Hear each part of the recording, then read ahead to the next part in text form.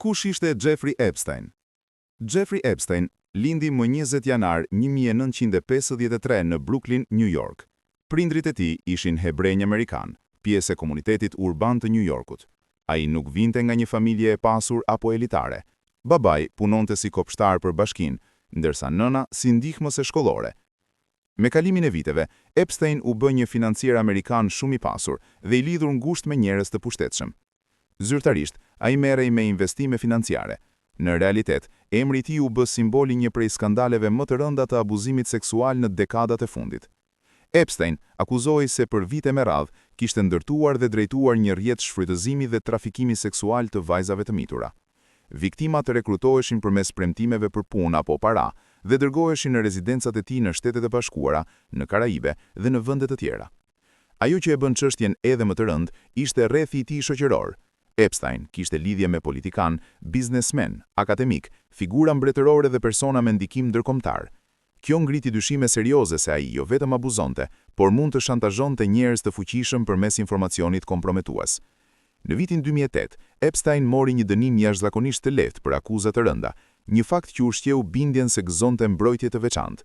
Në vitin 2019, ai u arrestua sërish, këtë herë për trafikim seksual të miturve. Pak javë më vonë, u gjeti vdekur në burg.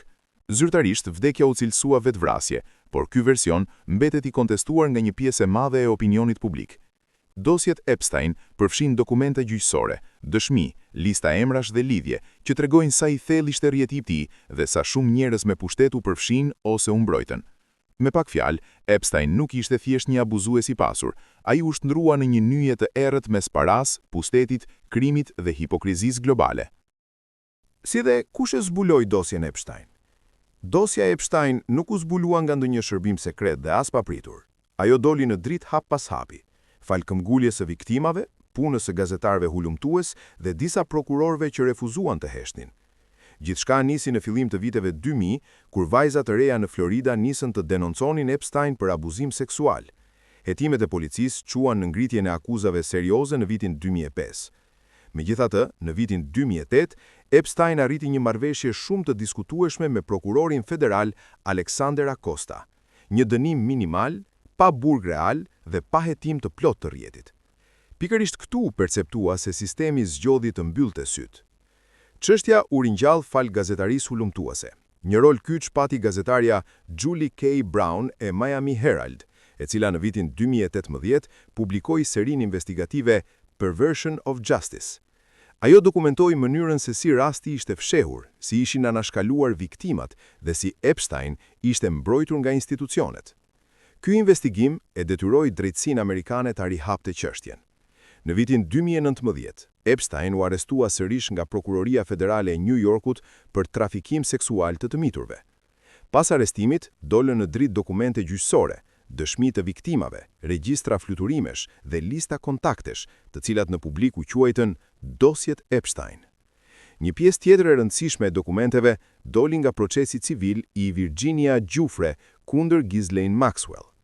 Në këto materiale u përmenden emra të personave shumë të fuqishëm, jo të gjithë të akuzuar drejt për krime, por mjaftueshëm për të treguar shtrirjen e gjerë të rrjetit. Pas vdekjes së Epstein në burg në vitin 2019, presioni publik u rit ndjeshëm. Gjykatat nisën të hapnin dokumenta të mbajtura të mbyllura për vite me radhë. Në vitet 2023-2024 u publikuan pjesë të tjera të dosjeve, duke forcuar bindjen se për një kohë të gjatë sistemi kishte zgjedhur të mos shihte. Në përfundim, dosja Epstein nuk u zbulua nga të fortët. Ajo u nxom në dritë nga viktimat që refuzuan të heshtin, nga gazetarët që nuk u trembën dhe nga presioni publik që nuk u shua. Dhe pikërisht për këtë arsye, ajo mbetet e rrezikshme edhe sot, jo vetëm për atë që dihet, por për atë që ende mbetet e fshehur.